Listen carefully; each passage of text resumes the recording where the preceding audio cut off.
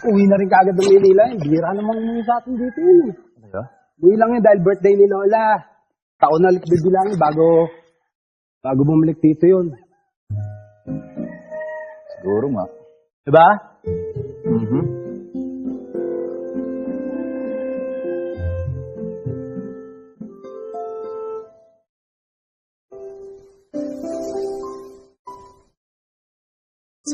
Hoy, Kevin! Umahon ka na!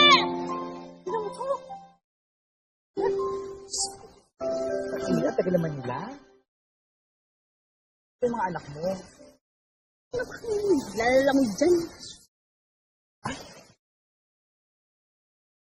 Ano yan?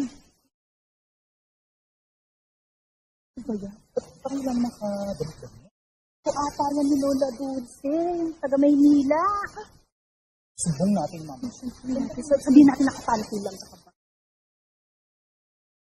Diyos ko naman, patawarin mo sana yung apo ko kasi nakita daw sila sa beach, nakabra at panty. Sana naman, marunong na siya magbihis ng mas desente. O pwede naman si Carmen na lang at magbra at panty.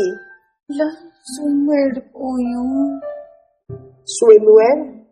Yun bang tawag doon sa bra and panty? Swimwear. Happy birthday, Lola!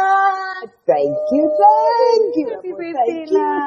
Anong gusto mong gawin today? Magsha-shopping ba tayo?